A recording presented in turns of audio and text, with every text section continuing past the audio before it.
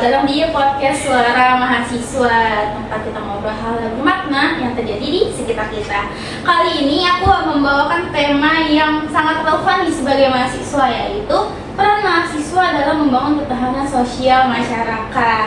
Bersama aku Elsa sebagai moderator, dan aku ditemani sama kakak-kakak cantik ini dari Prodi Pendidikan Masyarakat di Universitas Negeri Jakarta, yang pastinya udah punya banyak banget pengalaman luar biasa dalam kegiatan sosial dan pemberdayaan masyarakat. Kita kenalan dulu ya, kayak boleh dari yang baju coklat, silahkan. Perkenalkan semuanya, nama aku Restu. Kebetulan aku alumni dari organisasi mahasiswa pendidikan masyarakat, yaitu Himapenmas. Salam kenal. Halo Restu. Hai. Boleh silahkan lanjut. Oke, halo semuanya. Perkenalkan nama aku Kahada. Aku kebetulan sering ikut kegiatan sosial, yaitu pengabdian masyarakat, untuk terlebihnya program-program di desa. Oke, halo Kak Syirada. Boleh lanjut yang baju hijau sih. Oke, salam kenal semuanya. Aku Citra Setia, biasa dipanggil Citra. Di sini aku biasa jadi pendamping UMKM di lingkungan aku gitu. Halo semuanya. Hai. Lanjut Kak, satu lagi. Oke, halo semuanya, perkenalkan nama aku Diva. Aku biasa ikut kegiatan penggalangan dari sosial gitu. Oke, wah, salam kenal ya semuanya. Oke, nah teman-teman, kita pasti tahu ya, ketahanan sosial itu kan bukan cuma soal dari pemerintah ke kebijakan-kebijakan negara, tapi juga tentang keterlibatan semua lapisan masyarakat, khususnya kita nih sebagai mahasiswa yang aktif sekarang. Oke, nah kita langsung aja kali ya, udah gak sabar pasti dengerin pengalaman menarik dari keempat kakak cantik ini. Aku mau coba ke Kak Restu dulu deh. Tadi sangat membekas gitu di pikiranku kan. Kakak ini alumni dari organisasi mahasiswa ya, Iya, himpunan benar. masyarakat, betul, di Prodi Pendidikan Masyarakat. Iya. Betul. Oke. Nah, kalau bisa nggak sih Kak diceritain gitu pengalaman Kakak, kontribusi Kakak di himpunan itu dalam ketahanan sosial apa? Boleh. Oke. Jadi kebetulan aku udah berpengalaman kurang lebih 2 periode lah ya di dalam Himapenmas ini. Jadi di dalam Himapenmas ini ada divisi atau departemen yang namanya itu pendidikan. Jadi departemen pendidikan. Di sini fokusnya apa? Yaitu untuk memberdayakan masyarakat. Jadi di dalam Departemen Pendidikan sendiri itu mempunyai non-proker yang namanya itu redaksi, atau singkatannya biasanya disebut juga dengan atau panjangannya dari ruang edukasi. Nah, ya, ruang edukasi ini menargetkan sasarannya boleh anak-anak atau ibu-ibu. Nah, kebetulan untuk tahun ini itu kan diadakannya tuh di LPK Beringin Indah Rawamangun, di lingkungan sekitar kampus, karena ini kan masih sekitar lingkup akademik.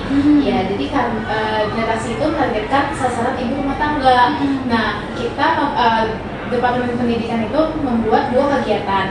Yang pertama itu ada mengolah sisa kulit buah untuk dijadikan ekoenzim. Terus yang kedua mengolah minyak jelantah menjadi lilin aromaterapi. Nah, kan dengan begitu ibu rumah tangga ini diberikan bekal ya oleh mahasiswa-mahasiswa ini dari himpunan pendidikan masyarakat untuk mengolah sisa makanan mereka agar tidak langsung dibuang. Jadi sebenarnya sisa makanan itu sisa buah-buahan, sayuran, kalau misalnya kita bisa olah dengan baik, itu bisa bermanfaat dari segi lingkungan dan juga segi ekonomisnya.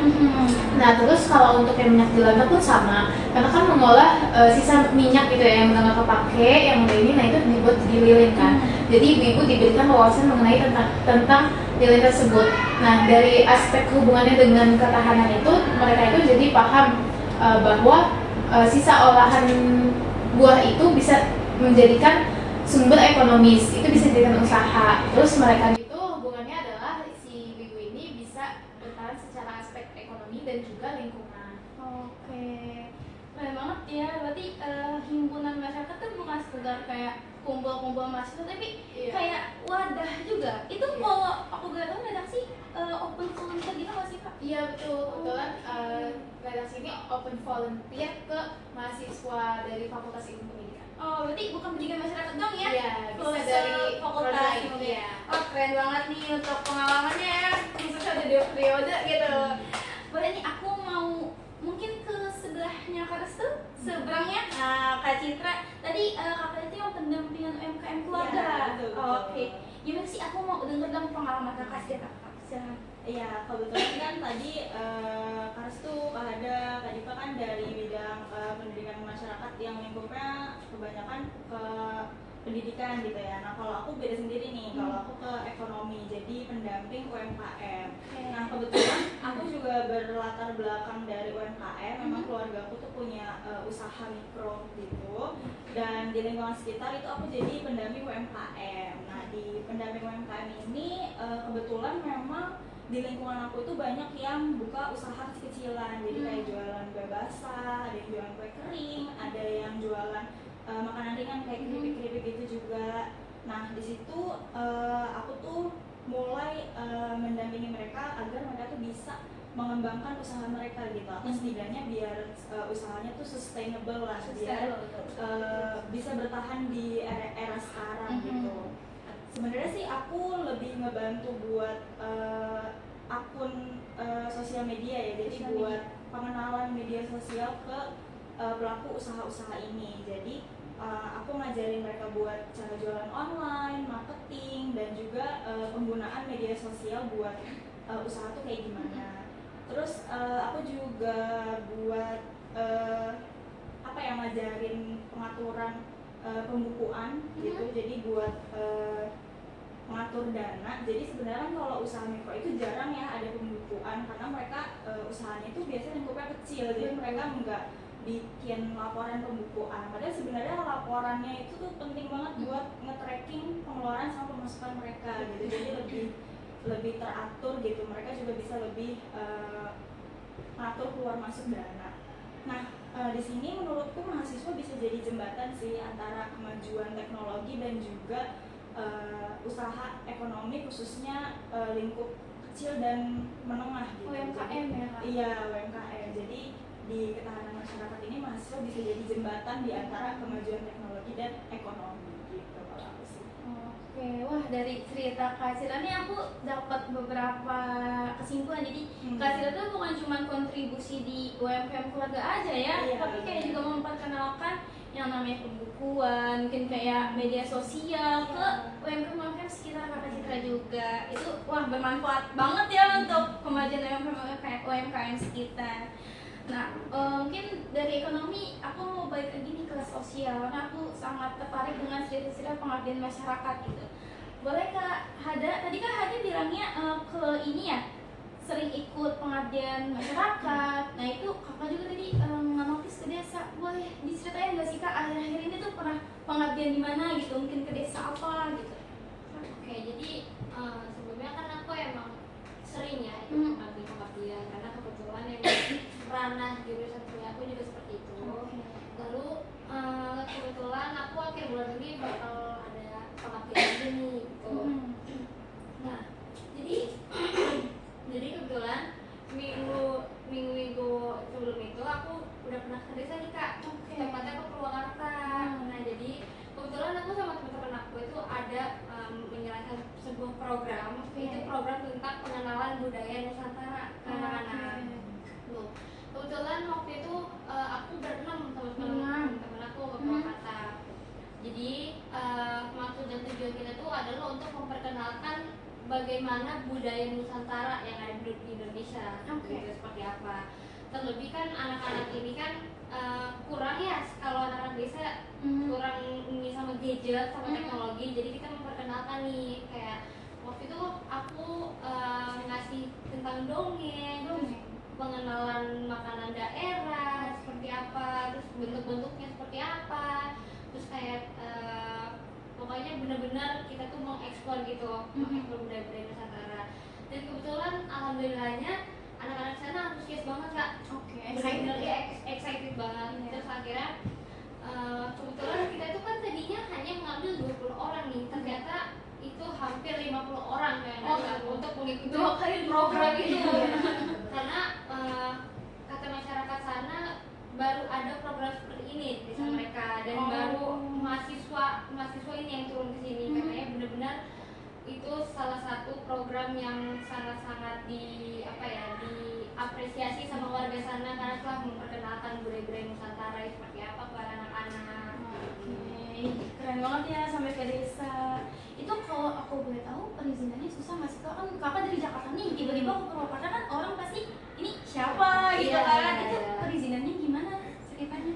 Kalau aku pribadi, perizinan itu awal dari kepala desa dulu. Kepala desa dulu. Kepala desa. Datang nih ke Ya, kita kantornya. kita datang Oke. ke kantor kepala desa, kita minta perizinan, terus kita menjelaskan maksud dan tujuan, terus kita juga menjelaskan benefit apa yang akan didapatkan sama warga sana, terlebih anak-anak nih gitu. Dan kebetulan waktu itu alhamdulillahnya kepala desa langsung mengizinkan untuk mengadakan program di sana. Dan kalau untuk anak-anak sendiri kita mengadakan pendekatan kayak misalkan kita ngomong-ngomong dulu kayak ceritain nama kamu siapa, terus kamu kelas berapa gitu. Dengan adanya pendekatan itu nanti anak-anak akan terbiasa. Jadi nggak yang langsung iya udah kenal gitu. asing ini siapa. Oke. Wah, menarik banget ya. Berarti kalau ke desa itu emang perlu pendekatan secara bertahap juga karena kita orang luar ya kan, tiba-tiba datang ke tempat mereka ya pastinya harus sopan dan segala macamnya. Oke, keren banget nih, aku tertarik. Kamu kan ajak aku ke desa ya. Oke, sekarang kita lanjut aja ke Kak Diva ya. Tadi Kak Diva ini salah satu juga yang menurut aku selain sosial bisa juga ekonomi gak sih Kak? Karena kan donasi ya, sering-sering juga kan donasi, kegiatan-kegiatan kayak ajang sosial, aksi sosial itu boleh diceritain gak sih Kak pengalamannya?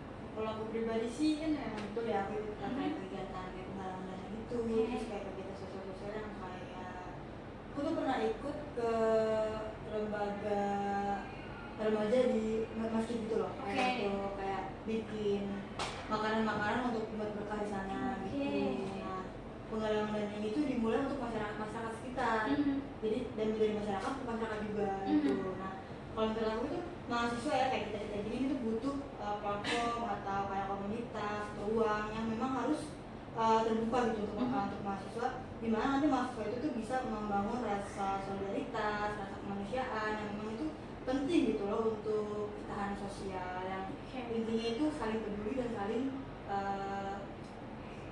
saling sosialisasi gitu loh. Oke, berarti kalau menurut Kak Dika tuh sebenarnya mahasiswanya kita butuhnya naungan ya kayak yang butuhnya ya emang tempat komunitas yang bikin kita tuh bergerak ya kan, jadi enggak kerja sendiri kan. Kalau kerja sendiri pasti kayak udah capek duluan, terus kayak pendekatannya lebih susah. Kalau ada naungannya kita gerak bareng-bareng, terus juga nambah relasi gitu. Oke, aku udah denger dari keempat kakak-kakak cantik ini ya, pengalamannya keren-keren banget. Ada yang emang anggota organisasi, ada yang UMKM gitu kan, ada yang udah sering ke desa, dan ada yang ke aksi-aksi sosial penggalangan dana. Nah, oke, tepuk tangan dulu. Dari semua cerita kakak ini tuh aku bener-bener kayak terinspirasi gitu. Jadi aku tuh kebuka pikiran bahwa ternyata untuk ketahanan sosial itu nggak cuman kita nunggu nih dari pemerintah ada event apa, tapi kita sebagai mahasiswa bisa gerak gitu loh dari hal-hal kecil kayak pengabdian masyarakat di sekitar misalnya. Ntar makin lama makin naik nih ke desa, terus kita ke beda pulau kan bisa jadi gitu kan. Nah oke, mulai dari tadi ada kakak yang organisasi itu juga nggak langsung ada kegiatan, pasti ada rencananya dulu kan, ada pertimbangan baik buruknya. Oke, jadi sobat pendengar, kita sebagai mahasiswa itu bukan hanya bisa sebagai yang menerima ilmu dari dosen atau dari buku, dari jurnal, tapi kita juga bisa menjadi penggerak perubahan khususnya di ketahanan sosial. Terima kasih banyak untuk Kak Restu, Syiraza, Citra, dan Diva atas insight-nya sama pengalaman-pengalaman yang diceritakan hari ini. Semoga podcast ini bisa jadi pemantik buat teman-teman semua. Yuk mulai dari lingkungan terdekat kita untuk memperkuat ketahanan sosial. Terima kasih semuanya.